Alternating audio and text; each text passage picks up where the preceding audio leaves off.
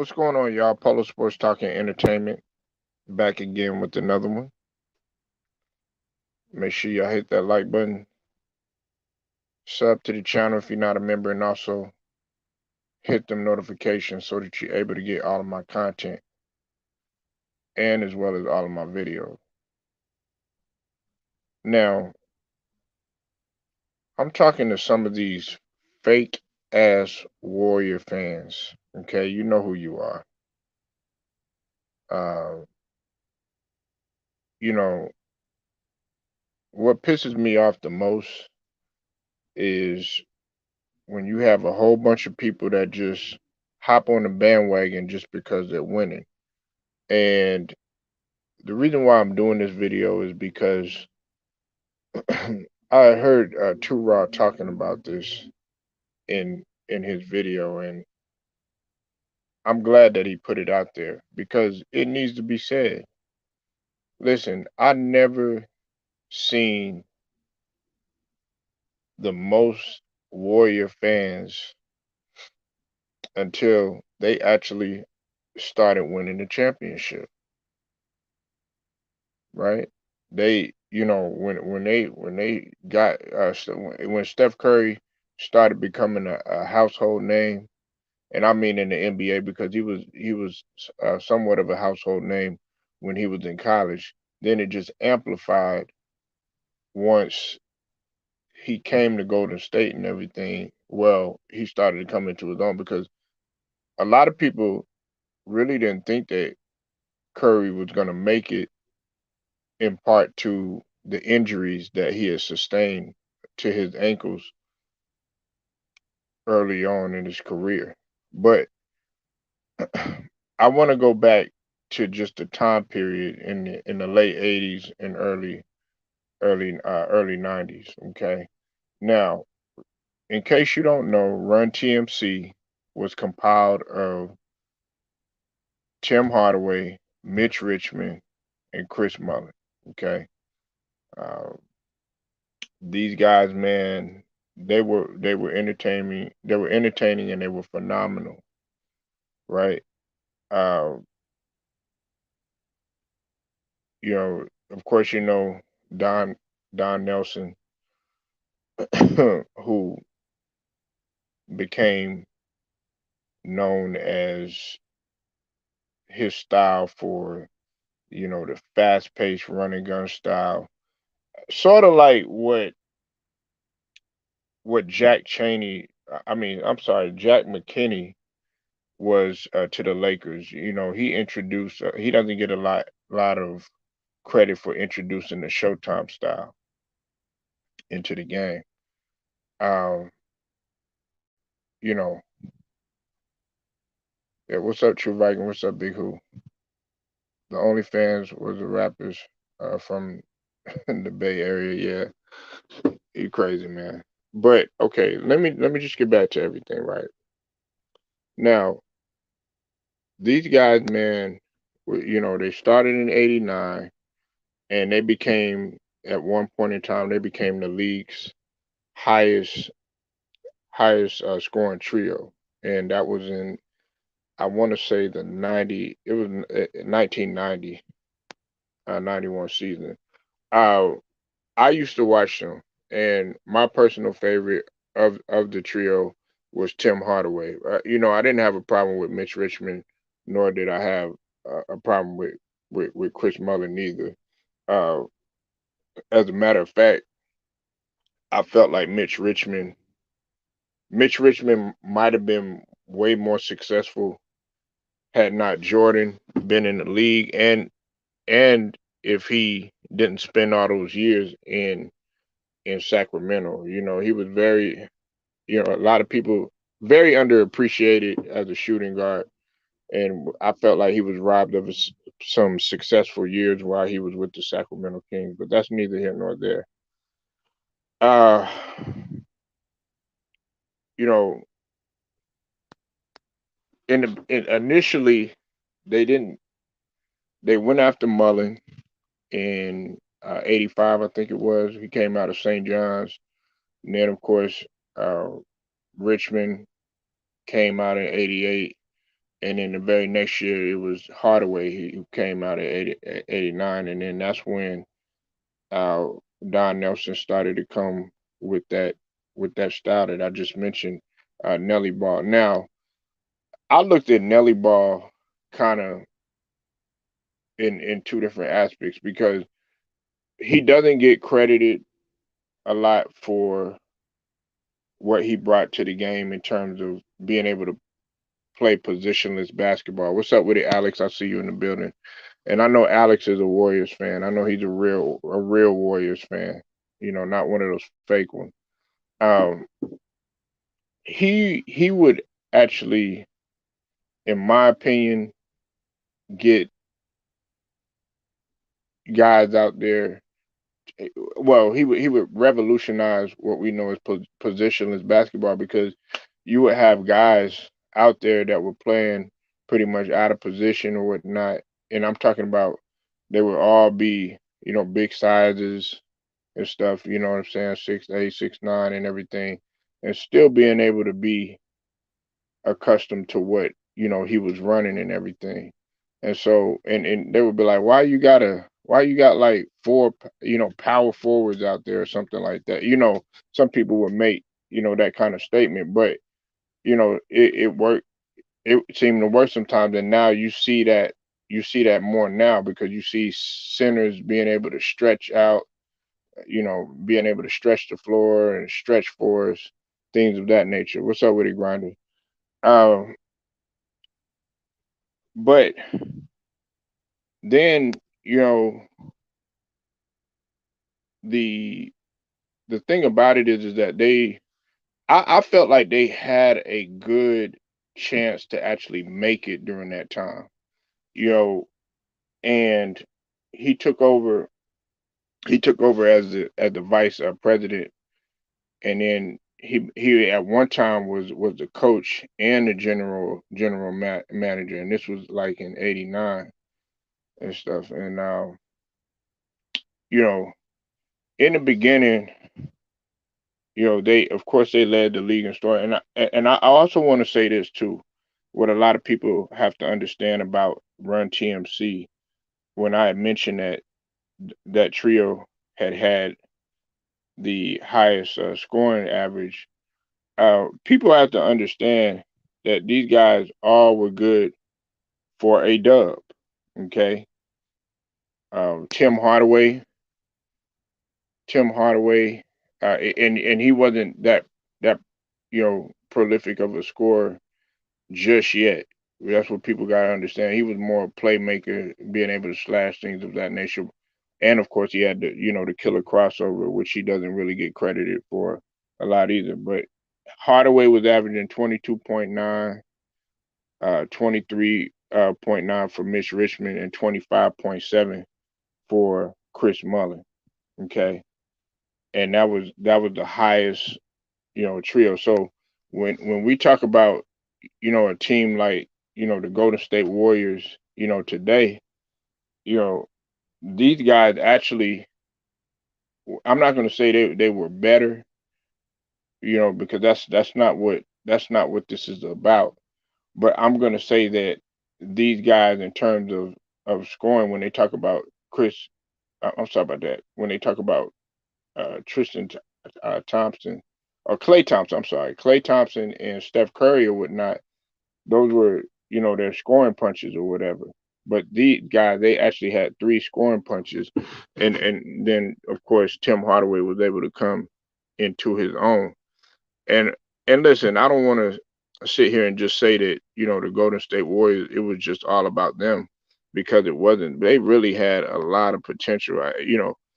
I know people look at Chris Gatlin like he was a bum or something like that. He wasn't no scrub, man, back in the days. I'm just naming a couple of other guys, and a little bit later on, Marshall Onis, some of those other guys. But uh another thing that a lot of people got to understand too, about the Warriors, and I talk about the Warriors a lot. Let me tell you why. If a lot of fans that are Philly fans, it makes sense for them to be Philadelphia or Golden State Warriors fans, because the franchise eventually went went from Philadelphia over to Sacramento, and not Sacramento, to San Francisco. Sorry about that. And also, I got family out there in Oakland or whatever, but they'll tell you that because my my auntie went to school with Mark Curry. She knows she knows shit. Of course, they know MC Hammer, and they also know Too Short. Too Short was a hip hop artist. Know all of them, and they'll tell you that the Warriors sold out every home game in the '90s. In the '90s, and people are talking about, oh well, those guys, they couldn't score back in the days and stuff like that. Well, what you also have to understand is that they had the highest regulation game in NBA history at I think it was 162 to 158. These guys were putting up numbers, and you know, like I said, Mullen, that's why he was a Hall of Famer, Dream Team, everything. You know what I'm saying? He was putting up 25.7, Richmond 23.9, and Hardaway at 22.9, but they were averaging 72.5 points per game together. Uh, you know, and they would make it. They would make it to the playoffs.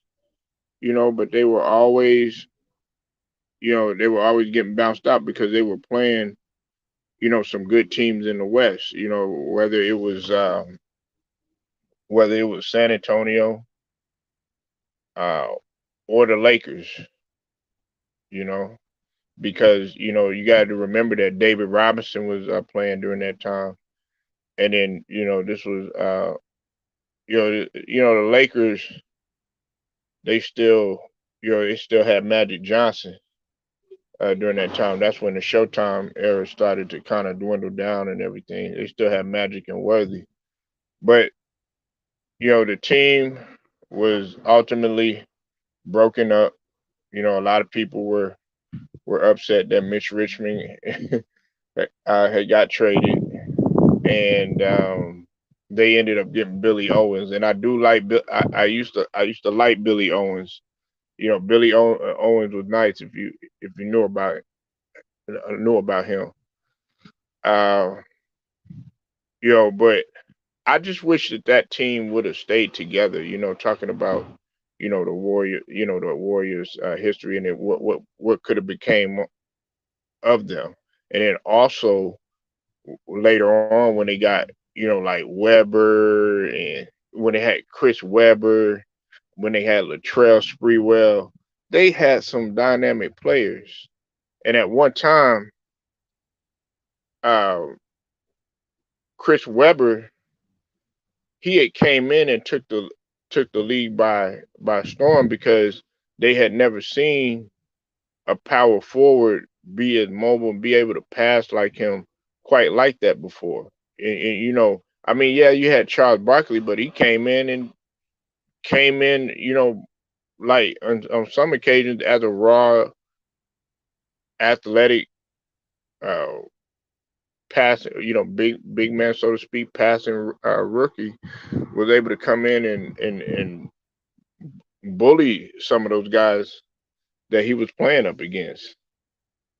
So like, but just to pretty much get on what the whole concept of this video is about, is like, some of y'all don't even know the history of the Warriors franchise. Some of y'all don't go back, and y'all don't look at what what what Golden State basketball was truly about.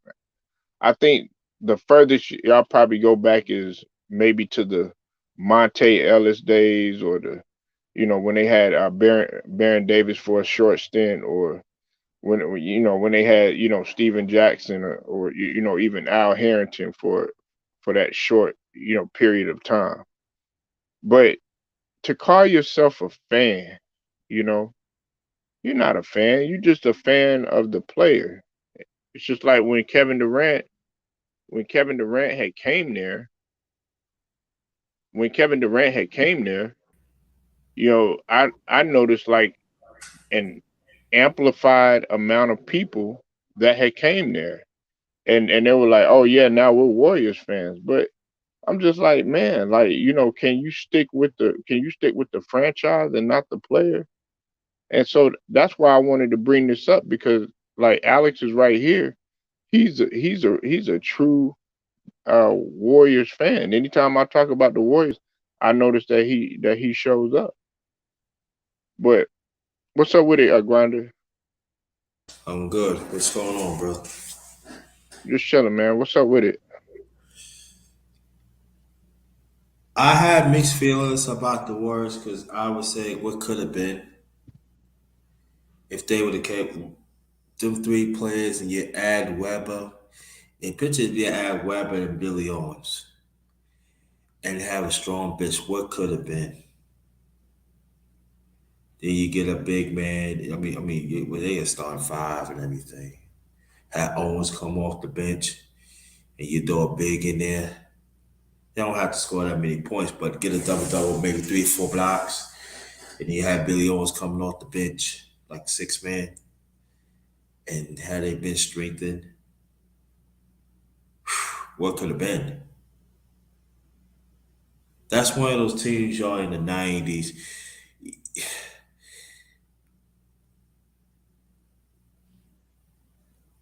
The three right there, they was excellent. And they all right. They was pretty good on defense too.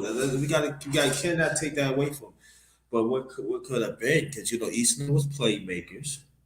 Each of them could get their own shot. Then you add Billy Owens. Like you said, they don't know how good Billy Owens was. We already know who Christian Webber was. If they would just find a way to keep that team together and then throw a big in there, and then you had Chris Gatlin. You had him come off the bench too. What could have been? What could have been?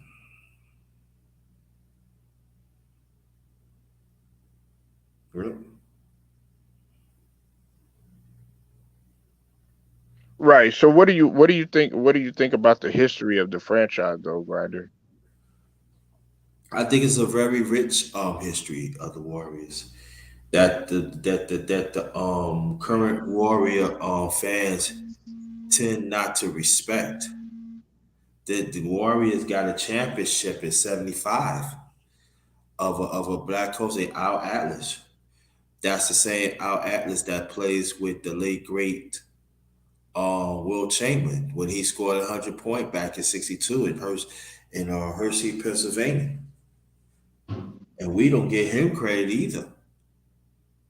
Plus he was an ABA coach, ABA player, ABA coach, and we don't give him credit. And you don't pay me. And they had some pretty good players back then, even the great Rick Barry. And at that time, Rick Barry was like the twilight of his career that I think is very underrated. Both ends of the court, playmaker too, and then everybody keep forgetting, but Robert Parrish was a rookie. He was on the bench and he got a championship. He didn't play all that much, but as we know, when they traded the Celtics a few years later, after that, his career just took off. The Warriors got a rich career. They got Nate Thurman, to me another one that's very underrated. So the Warriors had a rich history, and also Will Chamberlain played for them back in the '60s. So No, that's facts. Now, see, and I asked you that question on purpose because see, you know more about this franchise than some of these so-called Warriors fans do. A lot of people don't know that they won a championship in 47, and they also won. They won one in 56. Now, a lot of people they don't like to Yeah. because at that time it wasn't the NBA. It was the BAA. Yeah, right. It A lot was of a people, totally a different lot of league. people don't know that, and Right. Right. they had a lot of people don't even talk about. I know Two Rod does, and I know yourself. You talk about him, but Paul Arizin. Uh, I think they had Neil Johnson. Of course, they had Will Chamberlain and stuff. And see what I was saying. I don't know if you heard me before you had came in, Grinder, but I was bringing up this fact that it makes sense for like a lot of people that are Philadelphia 76ers fans, or Warriors fans to like both franchises because they were originally the Philadelphia Warriors, but then they ended up going to San Francisco, and then ultimately they changed the name to Golden State or whatnot. Hmm. But a lot of people, they never. This trio really had a lot of potential, especially the way, and like you said, they were very slept on in terms of defense. But I think what was the shakeup is when they got rid of Mitch Richmond.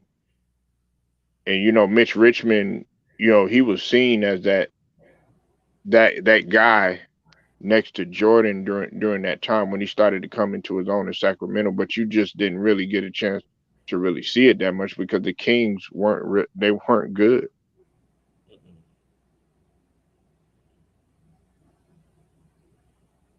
There wasn't. No.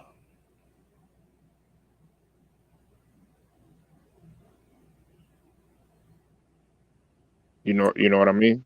Yeah, exactly. And I'm glad you brought that point out that they won the second championship, but it was in different leagues and stuff like that. That's impressive too. So you think about it in '75, right? That's like their third championship. Now people like say, "When you miss their third championship, how did they play it?" I said, just like Brother Polo said, they won two other titles of different leagues, but it was professional then. So really legit, that '75 was the third. If we're gonna Yeah, talk about professional, that is the third technically. And so right. Because they had they got Tom Gola. You know, Tom Gola. A lot of people don't know because it was Paul Arizin, Tom Gola, and Neil Johnston. That was they all Hall of Famers, but that was the trio that had won during that time. And listen, a lot of people don't understand that they went through a tumultuous time. I think it was in 64 and 65 or something like that. They had like the worst record before Rick Barry had came in like 75 or whatnot. yeah, Well, no, they drafted him. They drafted him in like I think it was like 66 or something like that. it was yeah. And He played in the University of Miami campus. who Rick Barry, yeah, and then also they got Cornbread, they got Jamar Wilkes, and so they was able I to get him. believe, I believe, I believe Wilkes won the championship back in '75 too, if I'm not mistaken. Am I correct? Yeah, yeah, Okay. Will Chamberlain, in that 75. Um, wait a minute, on that 75 team, you talk about Will Chamberlain? No, no, Jamal Wilkes. Oh, no, no, no, no. Yeah, Wilkes. Yeah, they was he was on that team. Right. He Okay. was on that team and then eventually he went to the Lakers. But I remember Jamal Wilkes not for it's funny, Grinder, because I used to watch a lot of like the older basketball shows and stuff like that, and I remember like it was yesterday. I was watching White Shadow. I was watching that show White Shadow with Coolidge and all them other guys, right? It was a basketball show, and they they immediately had a show on, and it was called Cornbread, and it had Jamal Wilkes in there, man. Yeah. And that's what made me started calling him, Cornbread and all of that stuff. You know what I'm saying? I'm Yeah. just talking about, some of the history or whatever. But Yeah. yeah, man, a lot of these people, yeah, like I said, man, Grinder, you know more about the history. You a Knicks fan, and you know more about the history of a different franchise than some of these other guys. And it's like when you get online and you quiz these guys and you ask them, okay, well, how did your franchise get started, or who played for your franchise? Who's your general manager? Who was the owner back in the day? Stuff like that. A lot of these guys don't know that sort of thing. Hmm. Not because they don't do the due diligence. If like me and you, we had a love another one. We had a love for the sport. We had a love for basketball. That means you got to study everything, and it goes to show you that they just have study. You're supposed to know, especially your favorite team. You're supposed to know your franchise. Like the Knicks, the Knicks high, the Knicks. The first, I believe the first black player was Y'all, hey, Sweetwater. y'all on the road. Y'all on the road too, Grinders. Y'all on Yeah, the road for yeah, straight, yeah. for straight. Yeah, I get to that in a few seconds. But Sweetwater Clifton, he was the first black player in the NBA back in 1950. You know who drafted him? The Knicks. It was unheard of. Sweetwater Clifton. And other players. So you gotta know your team. When you know your team, you gotta know your franchise. You gotta know the history. A lot of them do not want to study history, especially anything that deals with social. I noticed that too. So you gotta know. There's actually play. I put in the NBA, especially us as black men. These Even if you have the ones that is stars, but the one who's not stars, they pay the way. They paved the way of impossible times, and we don't. I know we do, but a lot of them don't. Oh, look at them like they did something, man. Picture you join a league that's all white. They're not open. They're not open for you to play in the league, but they did it. No, I think of stuff like that, bro. I do. Wow. What a sacrifice they made. You breaking up just a little bit, Grinders. No, I'm saying like they paid the way. And then some of us we don't we just like, oh, they ain't nobody, but they paid the way of it impossible times. Incredible, you know. Right.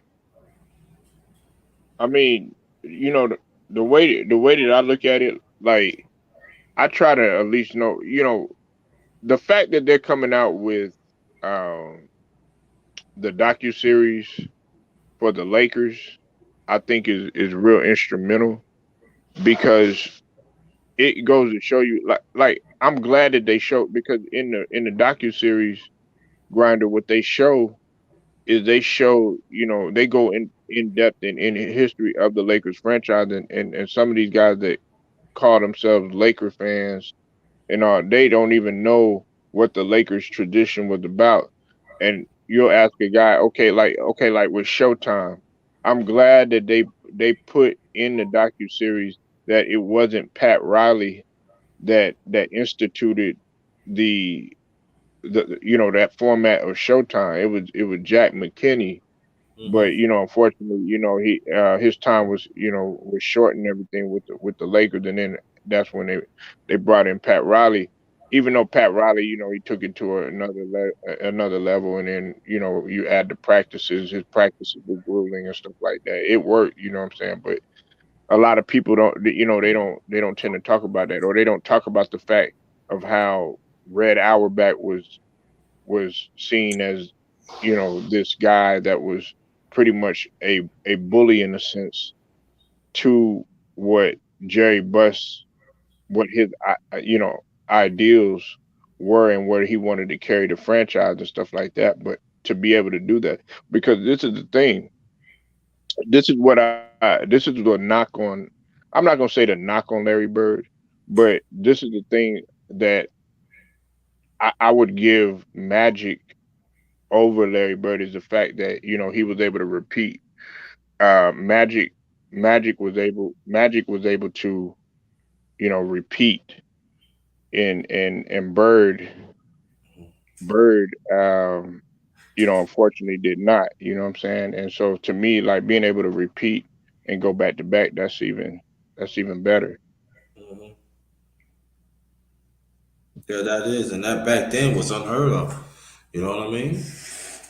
Hey, I gotta hold on one second, Grinder. Mhm.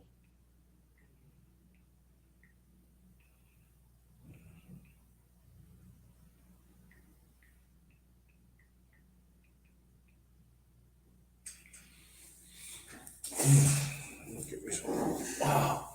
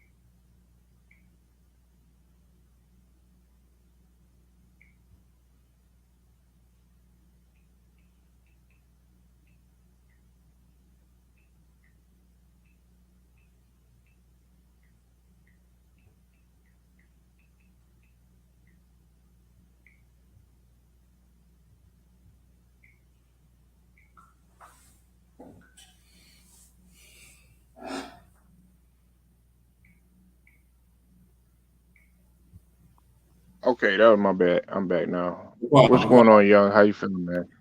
I'm good, good. Young, you there? Yeah, I'm here. Right here. I'm right here. Oh, okay. Now you were breaking up and everything. I didn't hear you at first, man. What's going on? Oh man, I'm good. Just living a good day. I'm just good right now. What you got on the Warriors, man? Um, like you say, the first note with the run CMC thing. That was like especially them Chris Mullin, Tim Hardaway, and Mitch Richmond. Especially because my father, he was a Mitch Richmond fan, and and seeing them perform, they did way much. They did way much, you know, better than Stephen Clay, at the time. Not at the time, because three guys who always who plays offense, very good offense, and learn how to do very well. Play that team and played it very well with them. Sticking together. And for this Warrior team, it's just a breaking down. Injuries. You know, the injuries. Um, really affected the injuries. Really affected the team. I know they no, but no, they definitely but they in the third seed. But I feel like they might lose in the playoff in the first playoff in the first round.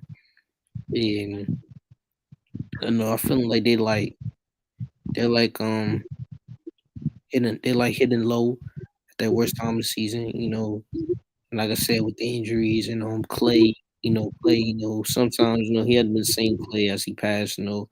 Curry hasn't played at a Curry level at that level because at the beginning of the season, he was coming up, but then once the mid season goes on, it's losing. No, it's he that played at that level. Because we used to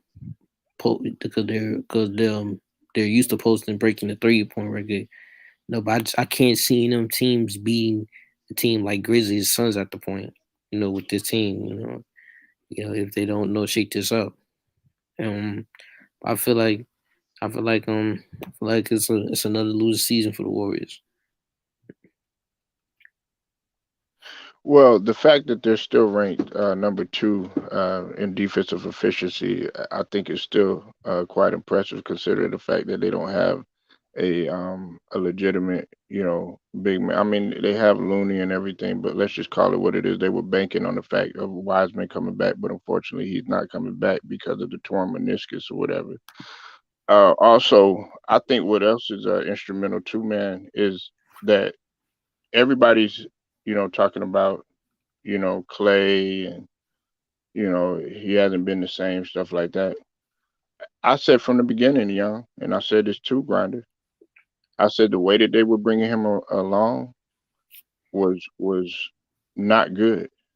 I felt like they tried to rush something, rush it back, taking it back to the glory days of 2015, 2016, not realizing, man, that he had two major injuries and hadn't played in 2 years. And we're talking about lower extremity, and we're talking about a possibly career-ending injuries when you take the Achilles into account.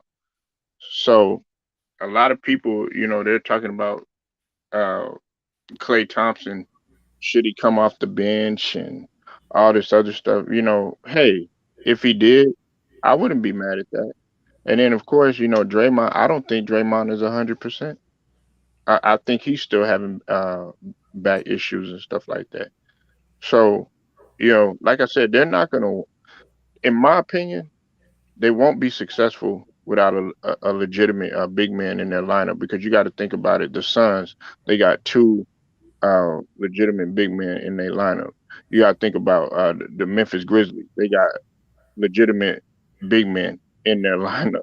You know what I'm saying? Even when you talk about, even like Dallas, they got some big men that could, fill the void and stuff. So you're right about that, man. I don't see anybody messing with Phoenix right now. Phoenix is running away and nobody's talking about them. And don't get me started on the east side of things. That's Oh, true. definitely, definitely. I mean, you got like I say, you got to look at Wiseman's about to be injury prone. Is injury prone. Wiggins now, who we think he is. Jordan Poole. Salute, True Viking. I see you in the building. We You got your homeboy here, Young. She know, always asking about Young, but we got yeah, Young in the building. yeah. I was out of town. I'm back. Glad that you're back. Glad you're safe. Yeah, um, yeah. Jordan Poole. He's a Which great where you go to Haiti? Cali. Oh, you went to Cali. Oh, okay. No wonder, man. Yeah, you sound like you've been smoking that chronic and shit. Yeah. You know what I'm saying? I was like, man, you better pass that shit, motherfucker. You know what I'm saying? Now let me Yeah, stop. Go ahead, man. yeah, yeah. That they Jordan Poole, he's a great story, but Kerr keeps screwing him over. You know, Curry, like I said, he was good for the beginning of the season, then the mid season just started going down. Um, you can't say for 100% sure they can win this. They can make it farther more in the playoff. If unless Draymond comes back, especially I think Kaminga and Pula, I think they give off the Giannis and Kawhi vibes at their ages, but with better shots and rebounding. But I feel like they're gonna be like a first round exit.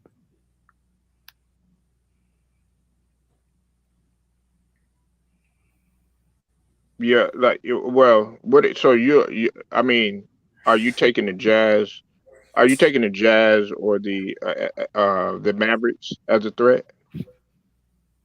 Out of both of them, it's Yeah. hmm, Do you see them as a threat? And you can also comment too as well, Grinder. I see Mav as a threat more than Jazz. I see Dallas because because see how they involve more. The one they got rid of Porzingis, um, and seeing of how they able can can prove better like with Barnes, no, not Barnes, I mean not Barnes, with Luca, now adding Spencer Dinwiddie, was very perfect, very perfect matchup there. Put him in there because I thought I had my doubts on it, and seeing how it proven it worked.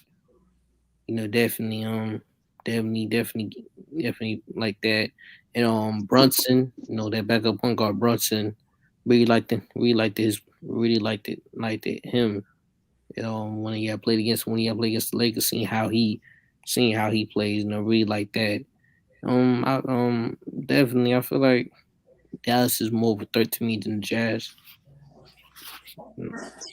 Definitely. Because the Utah because they dealing with injuries now because Ingles is out for the remainder of the season. And it and it's a frustrating it's very frustrating with um with Donovan. So I think for Gobert, I think if he should be, but I got a respect for Rudy Gobert, but I feel like he can't hold him to the ball to save his life. He can't dribble, can't shoot. I understand the mentality of wanting to be an offensive powerhouse who doesn't, but Rudy's not no Embiid or AD. He needs to just focus on what he's great at, is what is rebounding, blocking, guarding the paint. There's nothing wrong with a player that type of game because he's amazing at it, but I feel like the Jazz already have a scoring option. What they don't have right now is defense. I like he need to focus on that and not let the petty differences get to him because he's great at what he does. He doesn't need offensive priorities, even though that would be awesome. But do what the team needs, not for self. That's why I kind of I kind of feel that's the problem. I feel that's the problem with the Jazz. So I feel like that's why I feel like the Mavericks is very a threat to me than Utah. Well, I think like okay, well check this out. We got a lot of shakeups that could potentially happen because um the Nuggets are a half game behind the Jazz or whatever, and then also you got the Timberwolves on everybody's heels too, and a lot of people don't realize it too. Young and Grinder, the Timberwolves are 10 games above 500. Nobody talking Yeah, about it, and they are yeah, above they play 500 very well in too. the Both last of 10 games. You know what I'm saying? yeah. Now, Memphis is hot because they 18-2 without Ja. You know what I'm saying? And so are the Suns. They back on another winning streak. They got I think besides Boston, they got the most streaks right now. But like Dallas, you know what I'm saying? They could be a force or a threat. But hey, listen, I gotta ask y'all though, man. Do y'all think San Antonio gonna end up eclipsing the Lakers and knocking them out of that play in? Yeah, I know. Ooh, I already know y'all answer, but we ooh. gotta hear that. You know You what I'm want saying? Because Brother you Young, want to go everybody, first? You everybody want to go talking about first? You want to go legacy and first, all this Ronda? other stuff. yeah, You want brother to go Young, first, you go Ronda? first, man, because ooh, I'm gonna have fun with this guy. You want me to go first? Uh, ooh, um, I can see it. I can see it in a way. I can see it in a way. Um, but the NBA ain't gonna let the Lakers be out the play because like um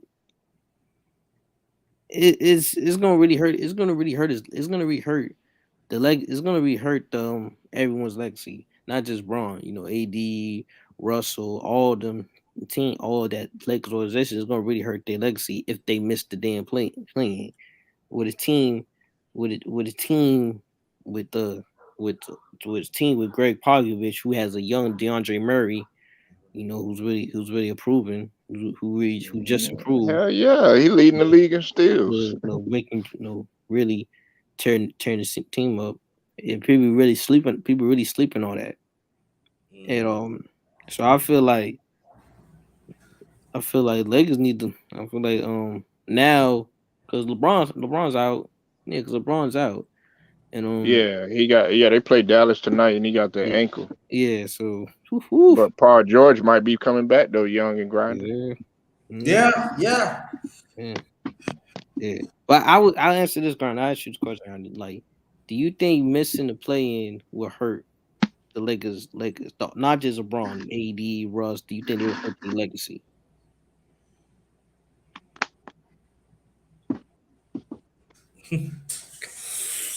You want me to answer that? Go ahead. Yeah, that question was for you, man. I don't give a fuck. Let him miss it. I don't care. I don't care that you're in the dumpster. I don't care. But I will say this.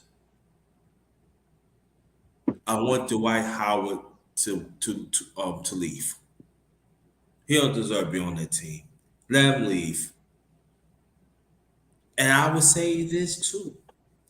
If I was the Knicks next year, I get Dwight Howard come off the bench. He can start. I'm just saying. I'm saying like, What, to come off behind Mitchell yeah, and to back up Mitchell and Toppin to a degree. yeah. But I would say I would say this. I would get a different coach. That's all I'm saying. But the Lakers, Well, we know that's not happening. They sticking with Tibbs, man. I know that's what I'm saying. So I wouldn't want him to come. No. Mm-hmm. To be honest, I kind of disagree with you. I feel like the Knicks. I feel like that's your opinion. That's how you feel. But I feel like for the Knicks, if you tell that to James Dolan, they'll look at you crazy. Like really, Dwight Howard, because they eyeing on they really eyeing on the Zion. They really eyeing on Zion. Nah, man. So that's true. They're gonna get rid of Julius Randle. They really gonna get rid of Julius Randle. All right, That would be a horrible. For first off, that would be real horrible, young. Yeah. And you already know why. Because you got a guy in Zion. He's sitting up in here, young, East Bay and Grinder, East Bay funkin'. Talking about his ankle hurt and stuff, doing a dunk that rarely, only a few percentage in the world could actually do. And you talking about, oh, you hurting all this other stuff. Well, meanwhile, you got guys that are actually playing like Russell Westbrook with nobody with the report, nobody puts out. He's playing with a hurt hip. You know what I'm saying? And you got, LeBron still being able. You say what you want about him, but he still was able to continue that game. Yeah. After that ugly injury, Brunson, all these other guys, and you mean to tell me you can't get out there and suit up? You got Paul George rushing to get back. That's how I feel with the Knicks. I'm telling you, Grinder and Polo, I feel like they gonna get rid of him because they looking at RJ and seeing how RJ is. Cause RJ, he's living up now. He started scoring more and all that. And I feel like he's the leading scorer now, the young guy. So they feel like they're gonna focus on RJ more than Julius Randle. Can I say something? Yeah, hit me with it. I believe you and you right, but you know what? What troubles me though, I don't think it's gonna happen yet. I think they're gonna keep Randall, and I think what they doing, they're gonna stifle the young players' growth. Mm-hmm. And with that coach that they have, and even you got some so-called Knicks experts that's on YouTube. They're gonna say, "Oh, the young players ain't ready." Come on, they winning games. Why you didn't? No, calm down, Grinder. Calm down. They should have done this at the beginning of the second half of the season. But again, the coach, now they were talking about, oh, look, Oliver Burst made that steal. He scored. I don't give up about that. He's supposed to. But we see the game in Atlanta again. The Knicks had the game, and you know what happened? You put Taj Gibson, and you think, and then you got Trey Young. You know, Trey Young is licking his shot, and we lost the game. Now people can say 4-1, 4. Yo, we 4-0. You right, brother Polo. We 4-0. But I'm gonna tell you why we 4-0 because the coach was forced to play them young players because the other veterans was out. You know, and I know, if the veterans would have been good, he would have played them. He would have played the veterans instead of the young. We come on, we got to be honest here. We got to be honest, and I'm glad by default that they see these young players produce. They have played hard. You know what I'm saying? We see the talent, but let's be come on. We got to be honest here too. Come on. If the coach with his hands would not been forced, we would see the same thing, and we would not see no 4-0 record, win 4 in a row. That's what I'm gonna say about that. Mm-hmm. Am I right? I mean, I could be wrong. I'm just going by what I I see. mean, well. I don't know about Young, but I fe- I had already told you this, Grinder, that making the shakeup that they're doing by playing Toppin more, that really opens up the floor because people don't understand how efficient Toppin is Yes. and how mobile he is, and what also gets slept on too that I don't think a lot of people are looking at. Yes, I know they've been paying attention to RJ. Even Burks has came on. He's came on. All these guys are starting to come on and everything, right? They're not looking at the pick and roll aspect of how um how beneficial Toppin is in the half court either. They just think that this guy is just a transitional player. No, he could play the pick and roll too. He's extremely good at pick and roll. Obi Toppin has really opened up that offense, and then of course we've already talked about this young and grinder. R.J. Barrett is the guy you want to build on. He really taken control and been like, look, because he's the true competitor. He wants the smoke.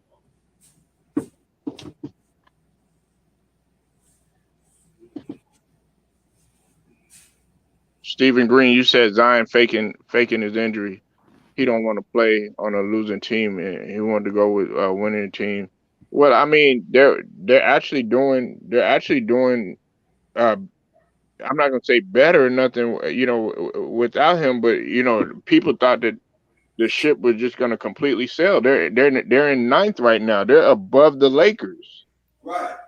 without Zion, so they're really not doing as bad as what people think. They're right behind the Clippers. Right. Um, I can see it, Zion doing that, because he don't want to deal with deal with the Pelicans no more because Pelicans they focus more on Bi, and now they focus on way more than him, and now you adding C.J. McCollum. Like I said, they shifting away from Zion. They both shifting away from them. Pelicans really, they really want to know. They just really trying to focus on right now is Bi and CJ, which I definitely agree. Just focus on them. Like forget him. If he don't want to play, then just let him go. And just focus on these two guys right here. You got is CJ and Brandon Ingram. You know, Yeah. and you don't need that guy. And like I said, that's how I that's how I feel. Him going to the Nets because it's no brainer. Him and RJ. Y'all know that friendship. You all know about that friendship. Him and RJ. So it's pretty obvious. Pretty obvious where he wanted to be at.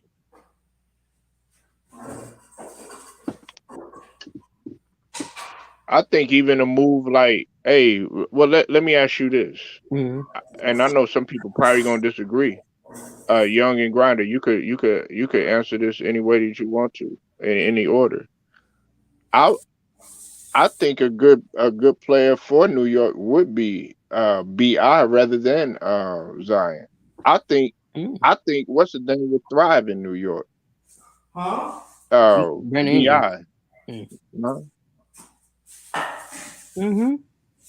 I can see that. because he fit. You could think about it, young. He fits.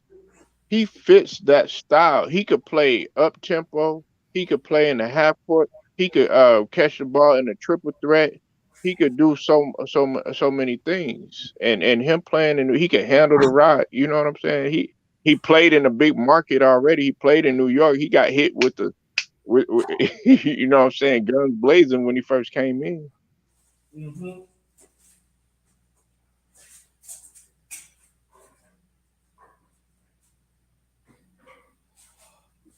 That's what they do. Yeah. I say, You said I'm say this though, you're right and everything, but I'm just saying like this though. I don't trust the coach, and I don't trust the front office. And then there are some people talking about they would probably want to trade the young pieces to get a better one. No, heck no. You better what they need. They need a package that veteran staff and get better players. I don't see none of them young players go because they get better. We see it.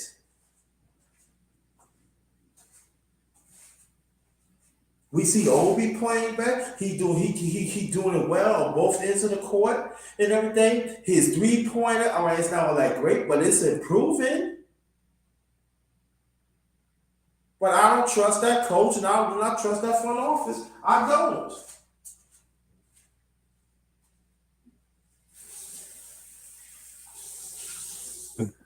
Tim. I can say about Tim Thibodeau. I just don't. I don't. I really I know don't. Scrub. I know the homie Scrub Zero. He ain't even impressed. He ain't even taking him serious. That's a lie. He always did it. Shout out to Scrub Zero, man. He said, "Man, I ain't taking them serious." They can say all they want. I don't. What I can say about Tom Thibodeau.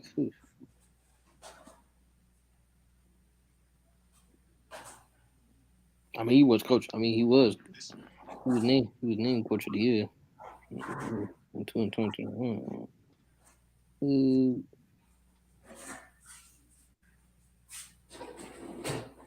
I don't know. I really don't know. To be honest, I mean, he's a guy. He's a guy that plays earning minutes of the team.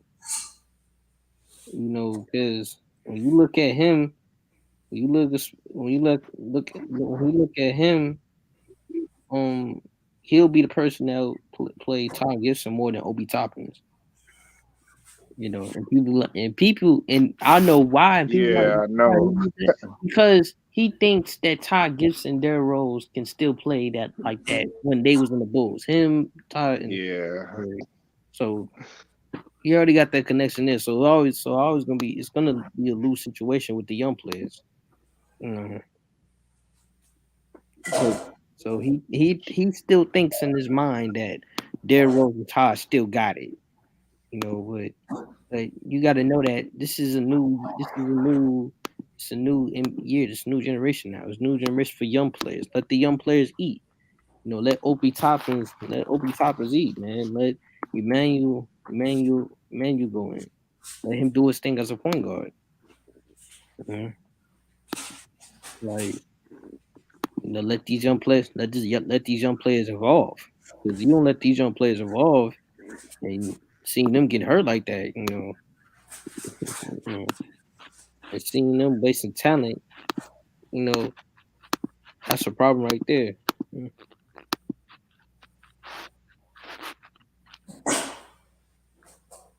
Well, you know, speaking of now that we're talking about the East, man, you know, we gotta talk about your Heat, young man. You know what I'm saying? There's been a lot of controversy. They had easy work. They had easy work yesterday against the Kings. You know, winning helps and everything. Y'all back on top. You see how it's all. just changing up. Listen, okay, let's start off with the Celtics. They well, no, first it was us. We was at number one. Then the Celtics took over, and then Yeah. we went back to number four. Now it's the Heat back on number one. The Bucks is third. I mean, you see how compare. And listen, the Raptors might have a chance to leapfrog and get the Celtics the way they've been playing because they got that win against the Celtics. The Heat part, yeah, we all know the situation with UD, brother, because you gotta Cause remember, y'all 4-6. Yeah, yeah, hey, young, my bad. I didn't mean to cut you off. You got to keep this in mind before you go. mhm, Y'all are 4-6 in the last 10 games. The only yeah, other team that has a worse record of y'all in the last 10 games is Chicago. mhm, The Raptors is 8-2. The Celtics is 8-2. The Bucks is 7-3, and even us, we're 6-4. yeah. Well, let's say yeah, we all know about the situation with UD. Yeah, UD, UD been about that. He's about that. Right. He's about that. You, No, we ain't playing. Don't play with UD because, like I say, because I actually know UD personally because his oldest son and me we tutor together, you know, and he always you do like, boy, come here. like Get your ass over here. everybody in Miami love him. He's Miami. Like I say, I know him. I know his oldest son. His He's like, oldest I son. got the championships here, not you. I know. Yeah, his oldest. I put the banners up there, not you. I went to college here, not you. you know, like I said, I know, I know And yeah, you. he's like, I'm gonna whoop your ass. Get your ass over. That nigga took off his belt and everything.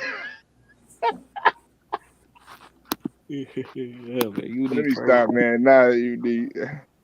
What's up with it, Memphis? Yeah, yeah, I know you did. Like I said, I know you did. I know his oldest son, so I know him personally. His oldest son, when we oldest son, we was two together. We tutored together. We had the same tutoring class,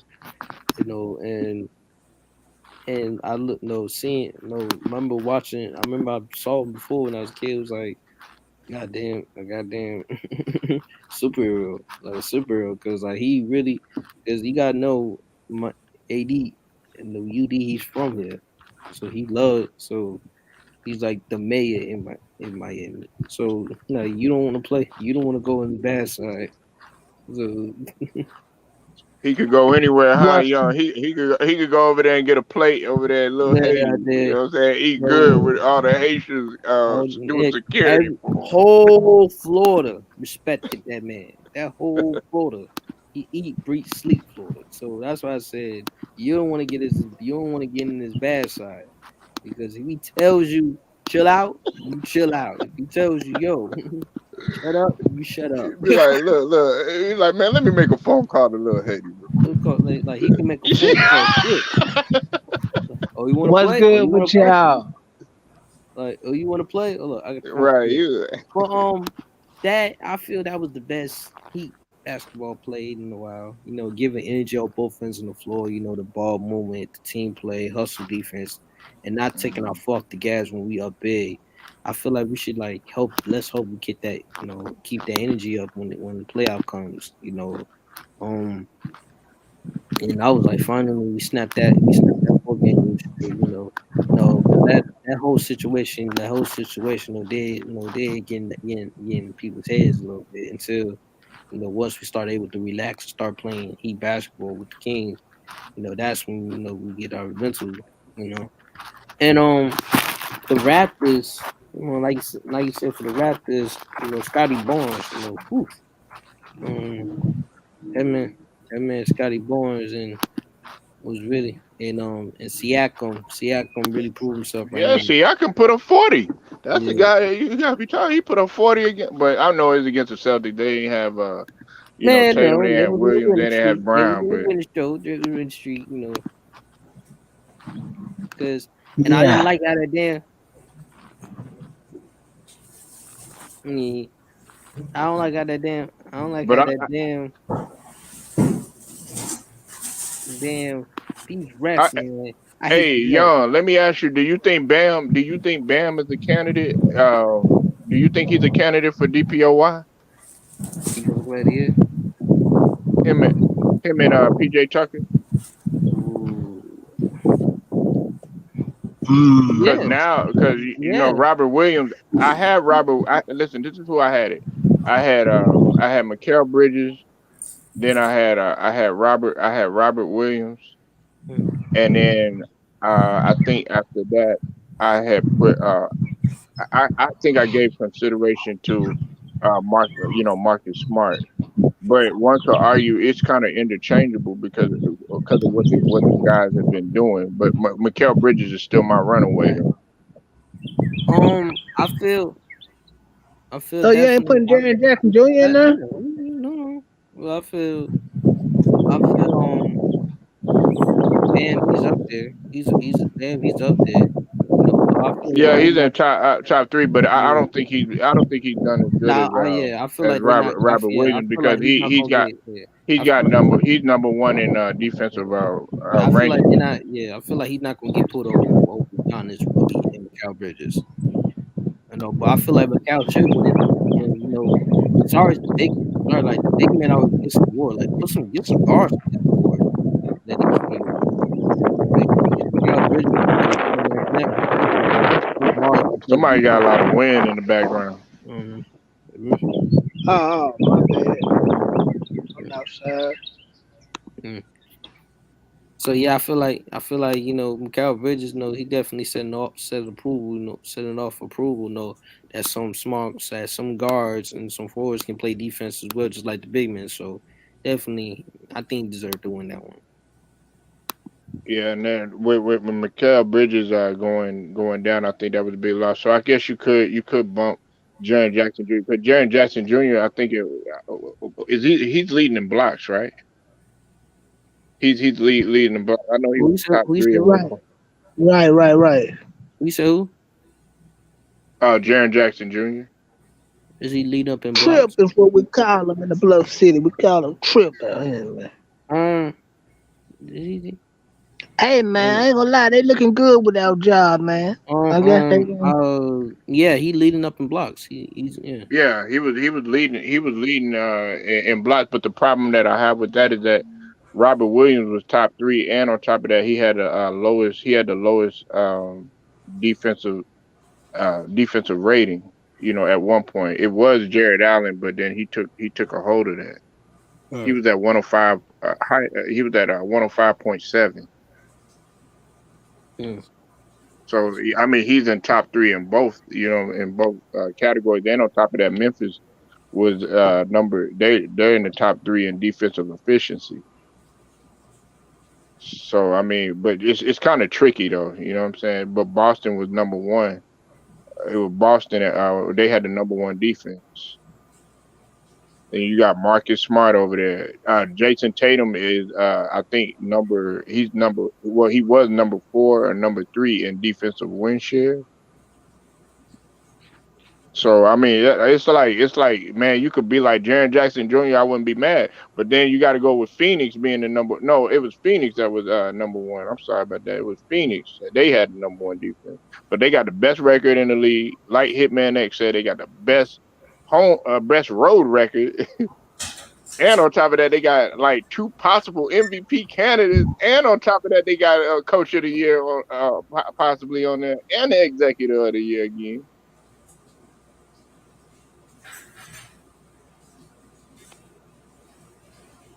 What's up with it, Jacob? I see you in the building, man.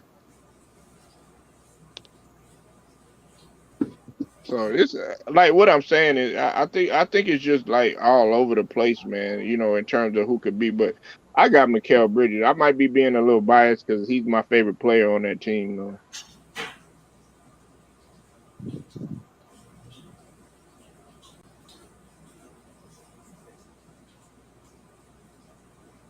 Mhm. Mhm. Mm.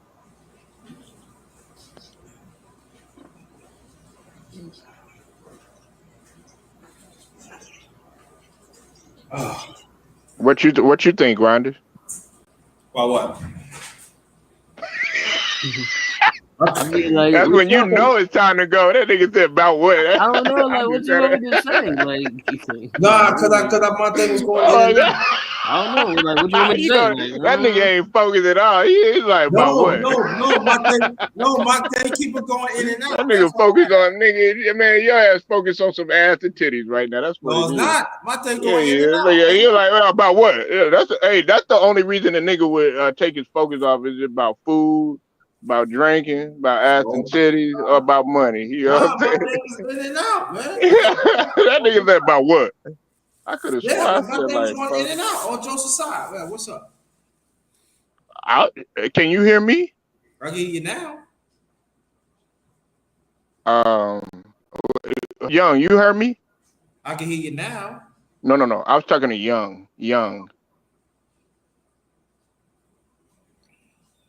the young man.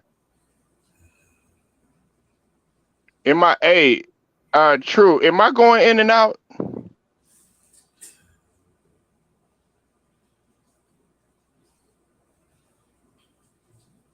Cause I know I was saying like there was some wind in the background or whatever. Okay, no. Basically, what I was saying is who do you think is the defensive player of the year?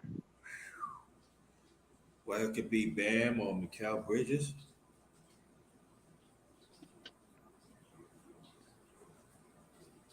That's why I look at.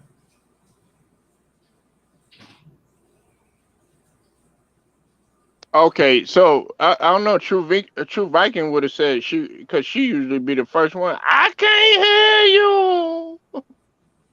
And plus, I'm not doing anything on purpose just to make sure that everything is clear so everybody can hear me. But so you got Mikal Bridges, okay? All right. Yeah. I know. Yeah. I mean, like, we keep on talking about Phoenix, they scoring. Yeah, they used to scoring lately, I mean, they're not gonna keep it all the time. But most of the year, Phoenix have been the best defensive team, in the league. Top 10 league. We got to give him credit for that. Mikal Bridges has been part of it. Hold on one second. Because I had to look at something. It was interchanging as far as who was leading the league in blocks. It was 1 minute it would be it's Jaren Jackson Jr. See, because now it's Robert Williams the second. Jaren Jackson Jr. leads the league, so he has a case, man. He's leading it by by a, by just a point.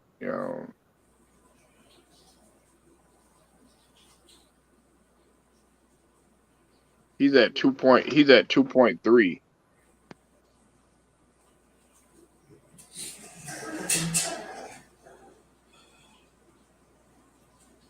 And Rudy Gobert is just out of the conversation because he just continues to get exposed. Yep. Okay, my phone is finally perfect today, huh? Okay, well I guess it wasn't me because I know I'm not in no bad area. And I could hear everybody fine or whatever, but that's yeah. I know if somebody can't hear me, they usually be like, "Man, what you be saying right now? You breaking up, bruh."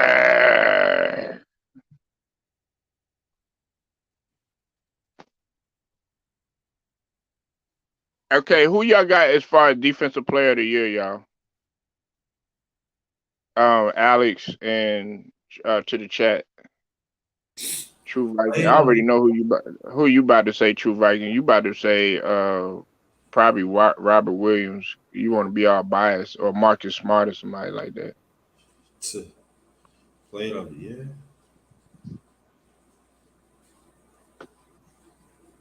Shit, I wouldn't be surprised if Alex, being that he's a Golden State Warriors fan, he probably fuck around and say Draymond or something.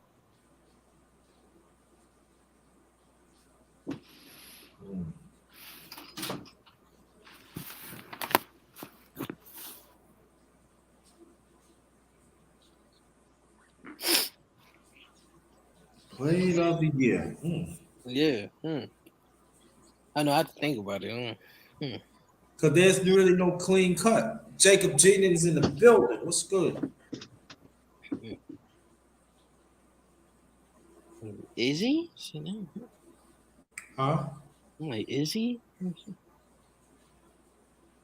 mean, there's some people say Embiid, but I don't know. What MVP. Embiid for what? MVP. MVP? Nah. He I mean, can't even show up against I big. said He some can't people show up might say, against big teams. I know how you feel. I know how you feel when you on your team. I know, Mm-mm. but he gonna it's he gonna get it. Nah, Jokic. It's Jokic. gonna be Jokic. Jokic is managing more, and Jokic is about to eclipse uh the what you been did. He's about to eclipse the I'll Jazz be back. without Michael Porter Jr. and without Jamal Murray. Mm-hmm. Like, is that who you? Is that who? I mean, young. Some people have even said, they put Jason Tatum in the conversation. They put D Book in the conversation, and Chris Paul. Mm-hmm. You said F Draymond for what he said to see the LeBron play. You crazy, Alex? Yeah, he a true warrior. Man, he just doing that. I think he just doing Draymond just doing that shit just to boost it up and everything. But it's his. They asked a question today. They asked if his legacy is gonna take a hit. Today, and I had to say it's gonna be a stain on it. But they tried to sit up there and compare it to today, Young on Undisputed. They tried to had the audacity to compare if his legacy takes a hit, it'll be like Jordan coming back with the Wizards. And I'm like, are you fucking serious? That is no fucking compare. Shannon Sharp wanted to bring that stupid stuff up, man. This is funny because people. No, I remember Curry. It was I think it was a knucklehead podcast. This one, I understand like that's his teammate. You big up your teammate, but I feel like that's something wrong with that picture.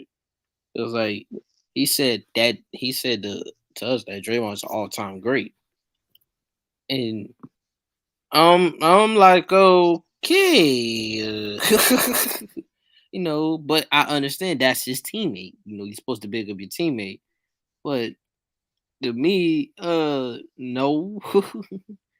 To me, it's like I don't know. It's just that no. Because by now I said no, he's hurt. Draymond's hurt. And so now who's gonna be Yeah, man. because you look at Draymond, Draymond's the guy, he's a point four. He brings the ball up. And Curry, all Curry got to do is just move around, trying to find his spots. To do his thing. So I feel like that's what they missing. That's what they're missing in the game. But all time great. I mean, nah, you're on point, but see, it goes back because hey, Young, I had always told you, man, I hated what happened to Wiseman.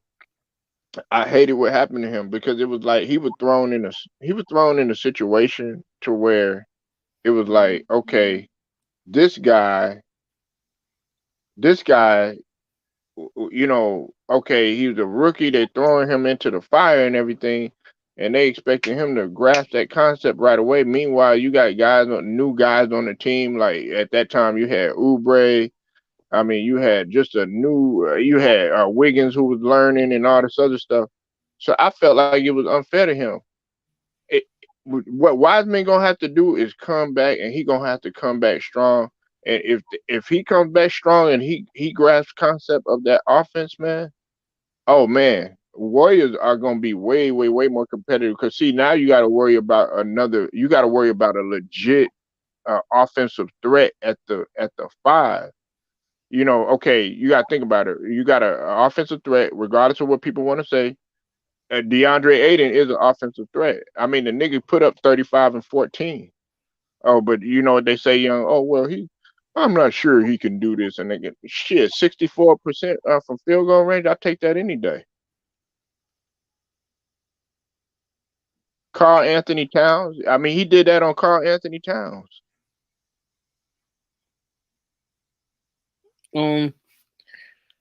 For Wiseman, you forget, he needed a second surgery on his knee. That's why, he was also on. But I feel like you gotta look at his rookie season. He had a solid rookie season. He was getting together in the last 10 games before the injury happened. So to me, how many times we always have to question the players, the coaches, or the front office. I know. And it's just always that. He had a solid rookie season. I feel like he's coming on his own, for the injury. So being hurt for many of the season, it's really effective. Because I heard when he was in G League, it didn't look good. Yeah, nah, it didn't, man. It didn't, man. It didn't, because I had to, as much as I didn't want to report it, young, I had to, because that's what they need. Man, come on, let's just be honest, young. Looney can't keep up like that no more. Right. I've been talking about that since the beginning of the season. And people want to sit up here and say, Wiseman's trash and Wiseman can't. Man, Wiseman is not trash by any means. He's very fundamentally sound. It's just that, okay, young, that's like me and you, right? Let's say I come out there to Florida, and yeah, Andy Dalton, yeah, I know, yeah, yeah, the Saints got Andy Dalton and Jeb Peppers. I knew that was gonna happen. The Patriots, they trying to win too. What's up, Be More Legends? I see you in the building, man. Okay, my bad, young. Thing about it, man, is you name me a guy that is just as, like, at that age, just as skilled, fundamentally sound in the league right there. He got a good face-up game. It's just that you didn't see it, because when you run a flow offense like they're running in Golden State, it's going to be coming at you 100 miles an hour. So, like, to get back to the point I was saying, that's like me coming to Young and I come from like a half court, slow them up, set them up type of offense and stuff like that. And then Young and them, they flying, kind of like what you see in the docuseries with the Lakers and stuff. And they starting me. I'm right there thrown in the fire. I ain't had no practice, no training camp, barely played in college. And then I got to pick up and grasp the concept that they've been running for at least the last 2-3 years.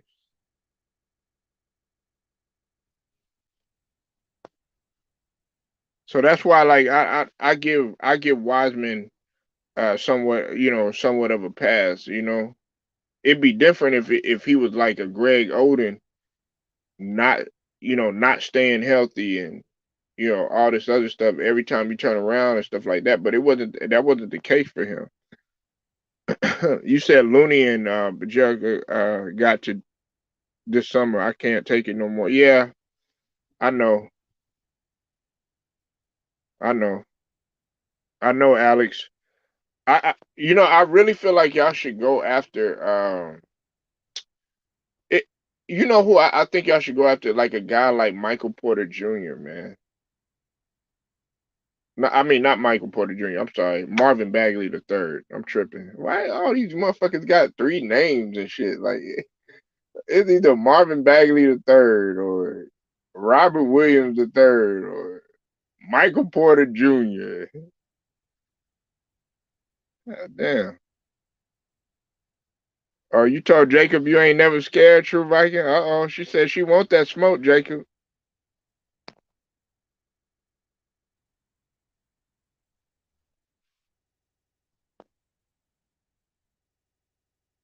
S Young, what did you do while you was in Cali, man? Mm, And don't lie. hello. I sound like Debo. Don't lie.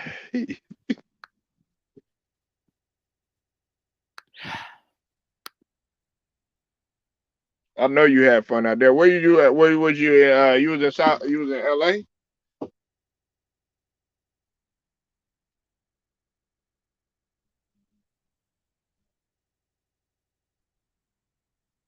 You said True Vikings easy work. Nah, buddy, man. Nah, Jacob.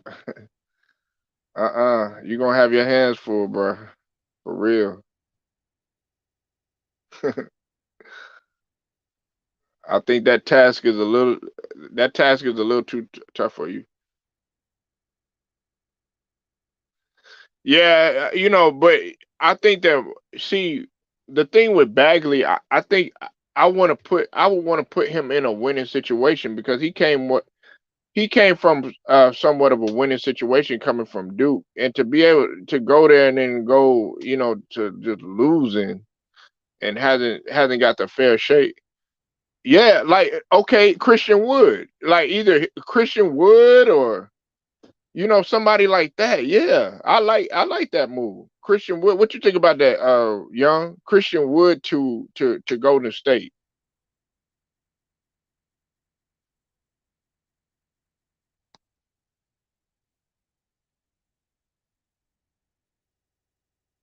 Think he fell out. Oh, you said she'll explode.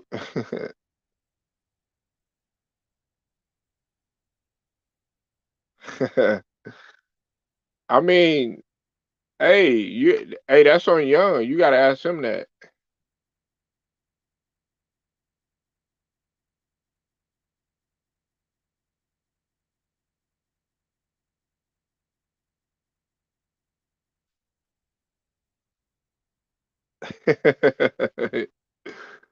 That's Young. He control it over there. I guess Jacob said he want to be a chat warrior today.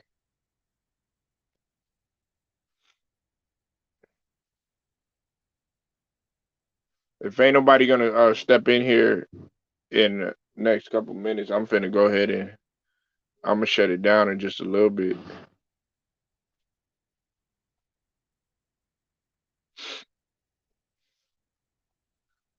And True Viking said she wanted it in a jar. She said she want that. She want that good in a jar. She want it.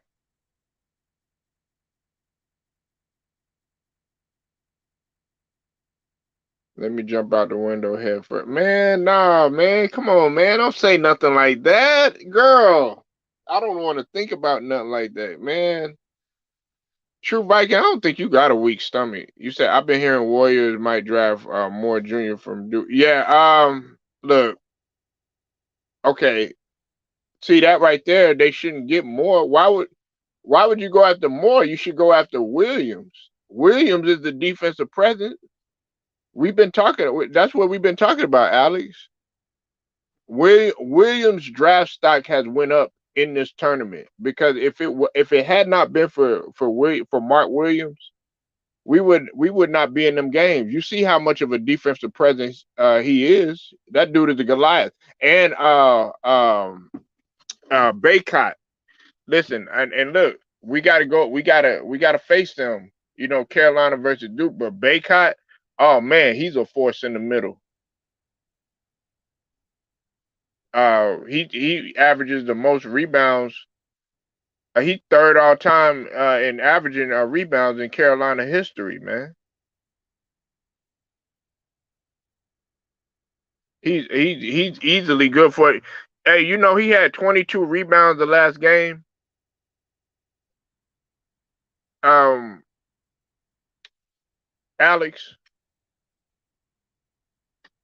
his last game he had 22 rebounds, man.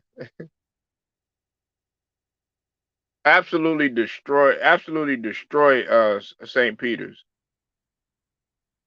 I'm taking listen,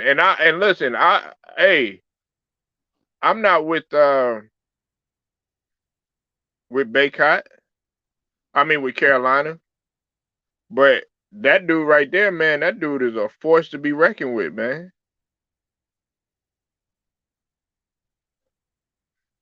You better go after Baycott. Yeah. Baycott and Williams, them guys right there, GMs are gonna love them type of guys because listen, Williams is versatile too. He could play out on the perimeter. He could guard on the perimeter too. Be getting steals and everything.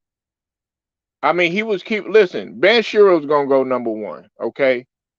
But for what y'all need, y'all don't need more. More would be more like what we need, what Philly needs. Because more is a swing. You know, more can I put to you like this. More can pretty much do it all. He's very versatile. Banchero, he's gonna be you're looking at him being a super possibly an all-star, and then we have yet to see superstar. I don't want to use that term lightly, but you know they're gonna try to build around Banchero. But in terms of what you need and for what Golden State is trying to do, and they trying to be competitive and stuff like that, you go after a guy like that. I don't think Chet Holmgren is ready yet. I don't think he's quite ready yet. But I like Moore Jr. I like his game. You know, don't get me wrong. I'm just not sure he's gonna go that high.